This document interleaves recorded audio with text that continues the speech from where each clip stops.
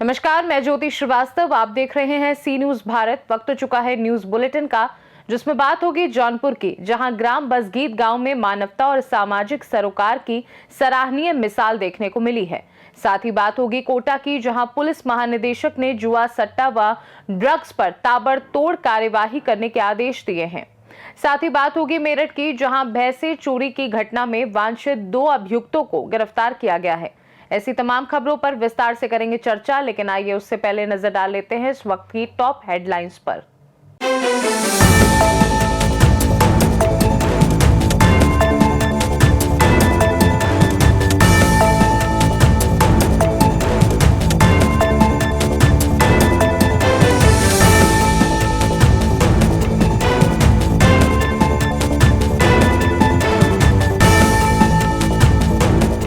Headlines के बाद रुक करेंगे बुलेटिन में खबरों की ओर।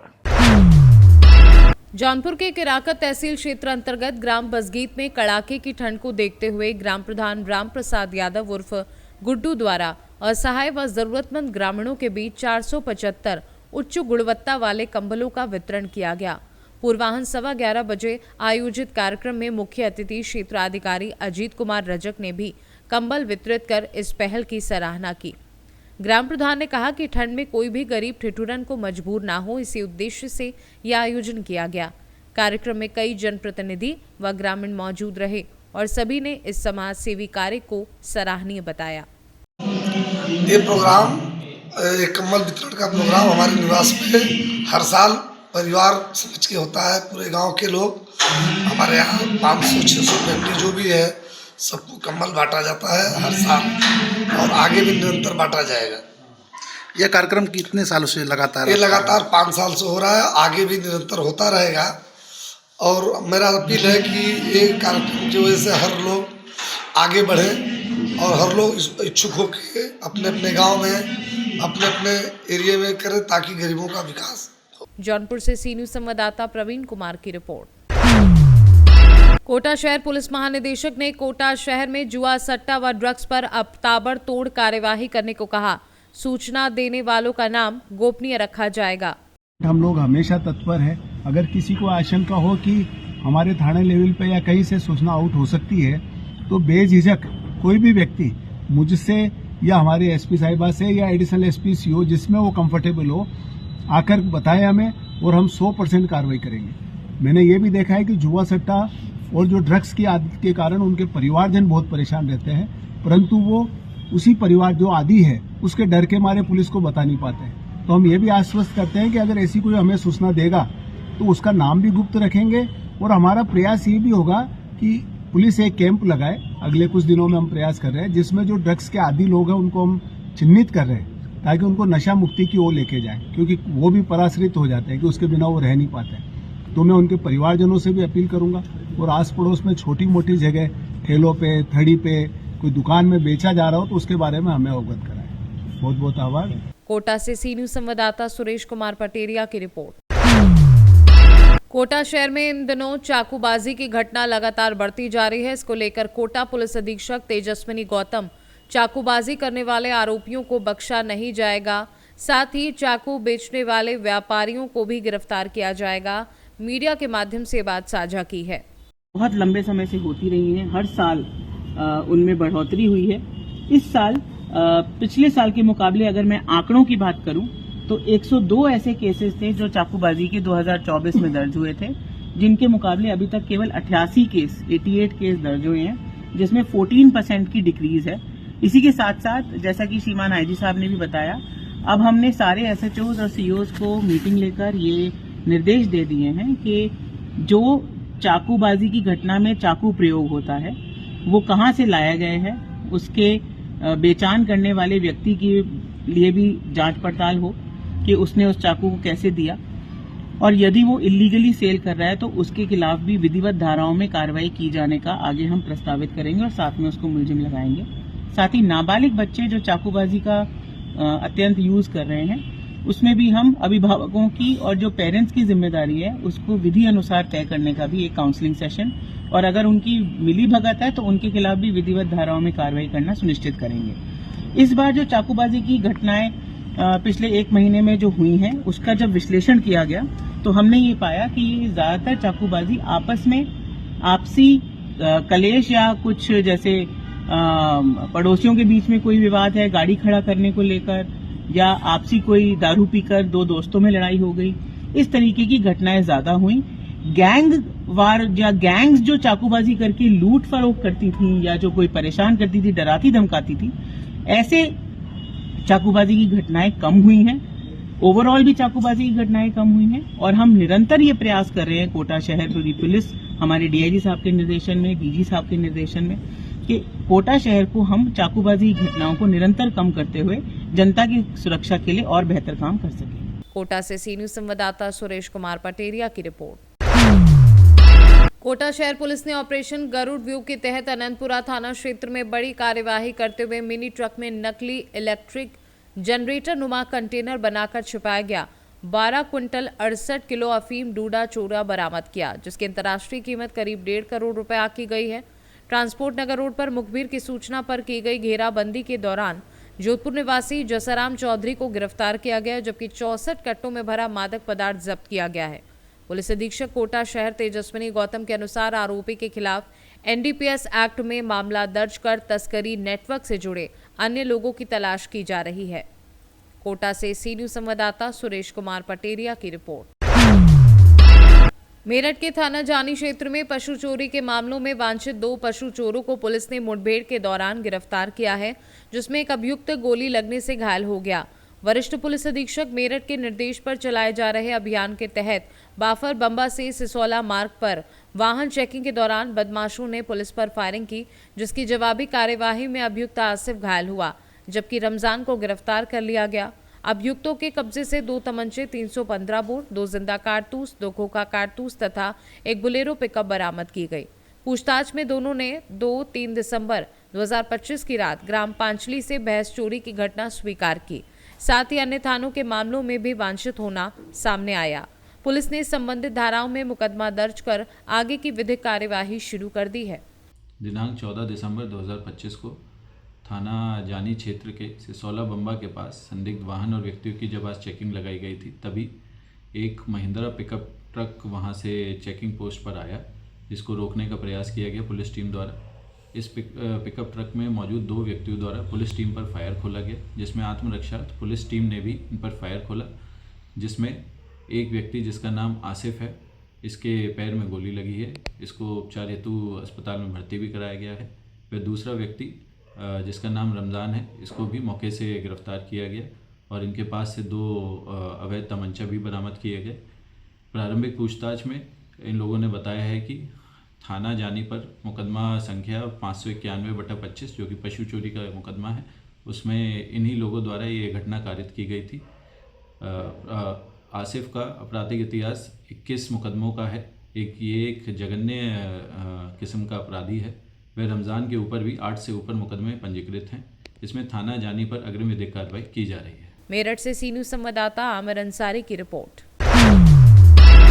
मुरादाबाद जनपद के ठाकुरद्वारा में नगरपालिका अध्यक्ष के राइस मिल पर किसान को बंधक बनाए जाने का सनसनीखेज मामला सामने आया है।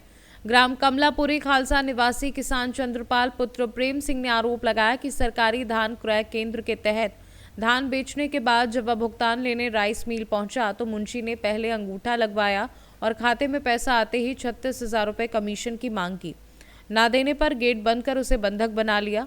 देर शाम किसी तरह किसान कोतवाली पहुंचा और न्याय की गुहार लगाई। इस घटना ने सरकारी धान क्रय केंद्रों में हो रही कथित धांधली और मिली भगत को उजागर किया है, जिस प्रशासन से त्वरित कार्यवाही की मांग उठ रही है। पैसे जब उन्होंने पकड़े कि हम इतने पैसे नहीं देंगे, हम वापस आए तो हम गेट पर ताला लगा निकला। गेट पर ताला लगा निकला तो हम बोले चाबी खोलो सर, तो बोले चाबी नहीं मिल रही। भैया हम बहुत देर लोग खड़े रहे, मुझे दूसरी साइड का ताला वो खुल गया है, तो बोले इसका बाहर से लग रहा है। जबकि हम बहुत देर लोग खड़े रहे, फिर हमने खोला अपने हाथ से, तो वो खुला हुआ निकला। अच्छा, तो नहीं बंधक बनाने वाली बात क्या थी? बंधक यही है कि जब उन्होंने पहले जब हम गए थे गेट नहीं लगा हुआ था, और जब हम उनके सारे तार लगा हुआ उसमें। मतलब आपको बाहर नहीं निकलने दिया? बाहर का चौकीदार ने कर दी कि अभी किसने बनाया बंधक आपको? किसने बनाया था? चौकीदार था वो। किसका चौकीदार था? किसका चौकीदार था? इनका सैफी का। ये पूरा नाम बताइए, कौन था, किसने बंधक बनाया आपको? अभी आप थाने क्यों आए हैं ये बताइए? हैं? अभी थाने आप क्यों आए हैं? सैफी को पैसे देने गए थे। ठीक है, पैसे उन्होंने जो बात हमारी तय थी वो उन्होंने नहीं पड़ा, बोले कल पैसे दे जाता। हम आ रहे थे, वो उनका जो मुंशी है उसने ताला लगा रखा था मेन गेट का। हम बोले भी ताला खोलो, तो बोले चाबी नहीं मिल रही, क्योंकि उस साइड का तो गेट खुला हुआ है, वो कुंदा लग रहा, बोले इसका बाहर से लगा हुआ है। अब आपने तहरीर दी है, क्या मांग की है? तहरीर क्या, वही मन की भी इनके पैसे दे दो और वो अपने इन्होंने तो नकद का तय करा, उसने अंगूठा लगवाया, अब इनसे सरकारी खाते का पैसा इनके नाम में आ गया। अब उसमें से 37,000 रुपये मांग रहा है। कौन? वही मुंशी इरफान सैफी का। अच्छा, अभी ये थाने आए, आपने क्या कार्रवाई की मांग की है? हाँ, यही करी है हमने कि भैया हमसे पैसे क्यों मांग रहा हो। अरे धान तो हमारे ही हैं, वो पैसे तो जबरदस्ती मांग रहे हैं। हाँ, तो किस चीज़ के पैसे मांग रहे हैं? वही तो पूछ रहा हूँ मैं आपसे। जो हमारा पैसा रेट गवर्नमेंट का वो इरफान सैफी कौन है यहाँ?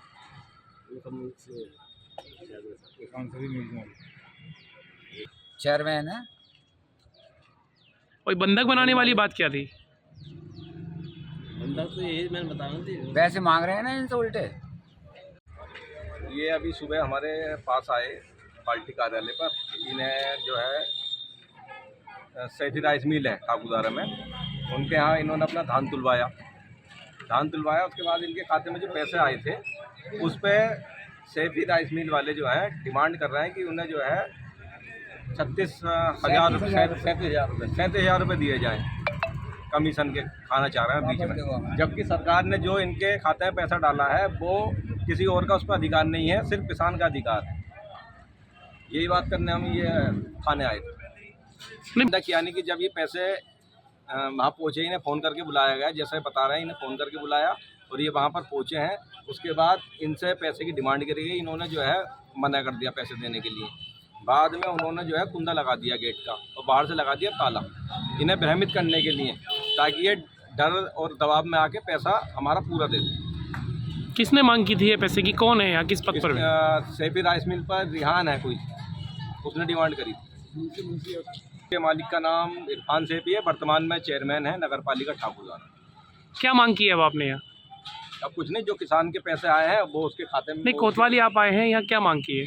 मांग ये है कि जो दोषी हैं जिन्होंने इन्हें बंधक बनाया था उनके खिलाफ कानूनी कार्रवाई हो, और दूसरा जो इनके खाते में पैसा है जिसके ये स्वयं मालिक हैं उस पर किसी और दलाल का हस्तक्षेप न हो।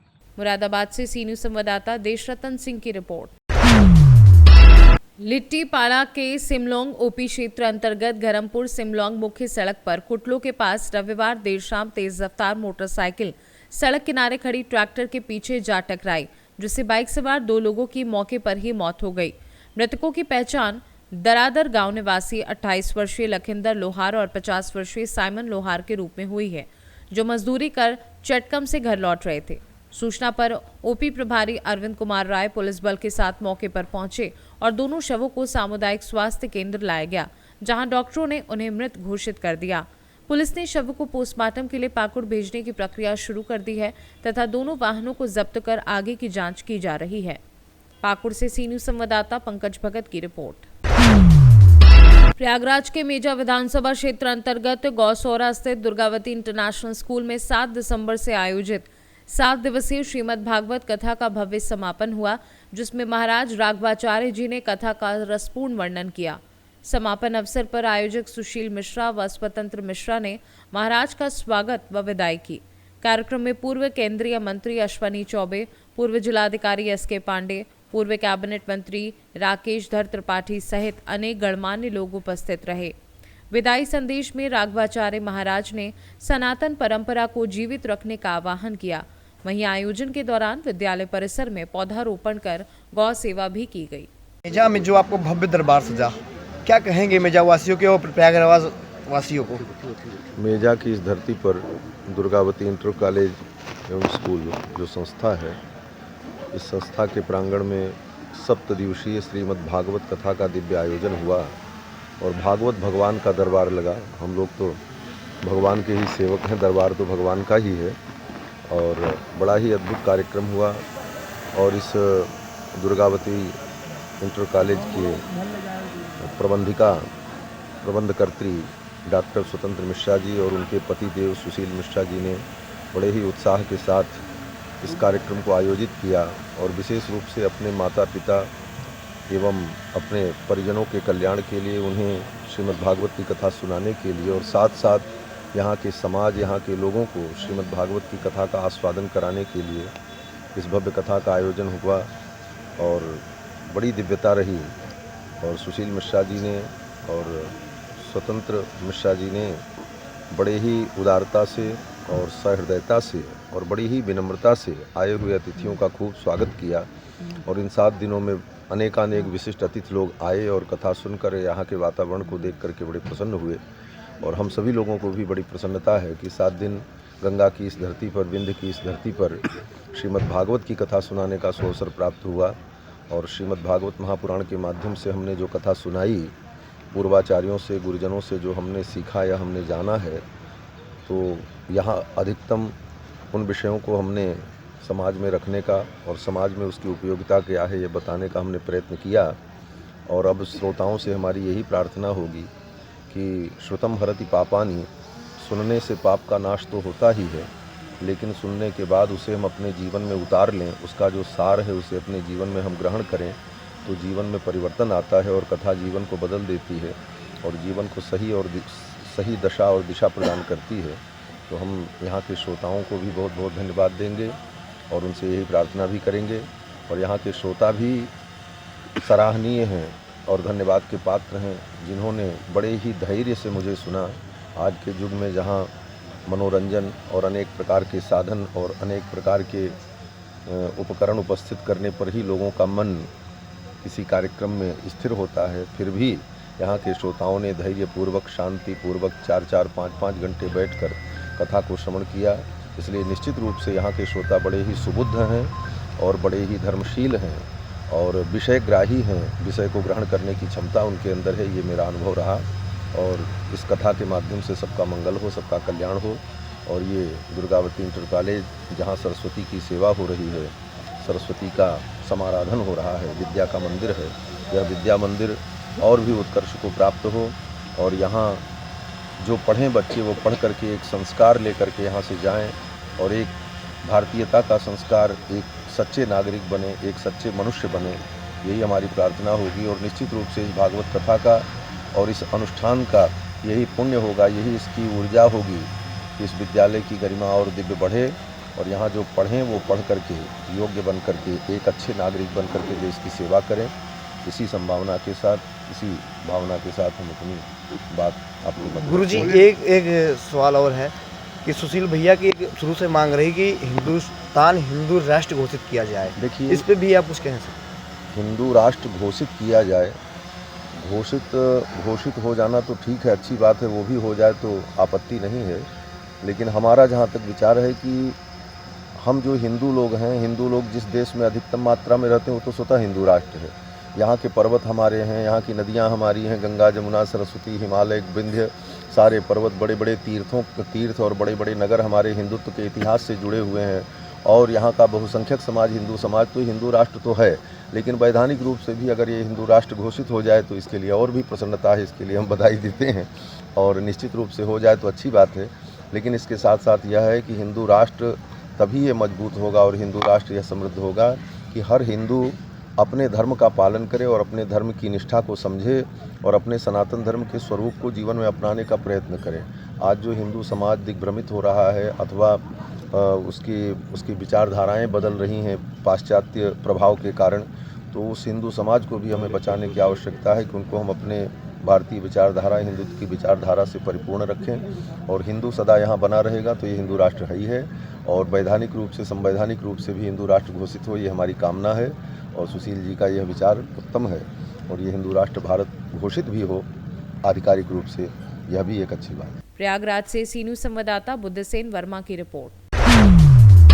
शाहजहांपुर के मक्सी बाईपास पर रविवार शाम करीब 7 बजे एक कार अनियंत्रित होकर पलट गई, जिसमें चालक घायल हो गया। घटना की सूचना मिलते ही आसपास मौजूद लोगों ने तत्परता दिखाते हुए घायल चालक को कार से बाहर निकाला और उपचार के लिए शाहजहांपुर जिला अस्पताल पहुंचाया। हादसे के कारणों की जानकारी जुटाई जा रही है। शाहजहांपुर से सी न्यूज संवाददाता यूसुफ खान की रिपोर्ट। शाहजहांपुर में ट्रैफिक पॉइंट के आगे डिपो के सामने स्थित पान गुमटी पर रविवार दोपहर एक नशे में युवक ने जमकर हंगामा करते हुए दुकान संचालक से मारपीट की और दुकान का सामान सड़क पर फेंक दिया। पीड़ित दुकानदार महेश चौरसिया के अनुसार आरोपी युवक विकास नशे की हालत में दुकान पर पहुंचा और बिना किसी कारण गाली गलौज व मारपीट शुरू कर दी, जिससे सामान क्षतिग्रस्त हो गया। सूचना पर कोतवाली थाना क्षेत्र की डायल 112 मौके पर पहुंची और स्थिति को नियंत्रित करते हुए दोनों पक्षों को थाने ले जाकर बयान दर्ज किए, जिसके बाद पुलिस ने मामले की जांच शुरू कर दी है। शाहजहांपुर से सी न्यूज संवाददाता यूसुफ खान की रिपोर्ट। न्यूज बुलेटिन में फिलहाल के लिए इतना ही। बने रहिए सी न्यूज भारत के साथ। हर खबर आपके साथ, आपके हाथ।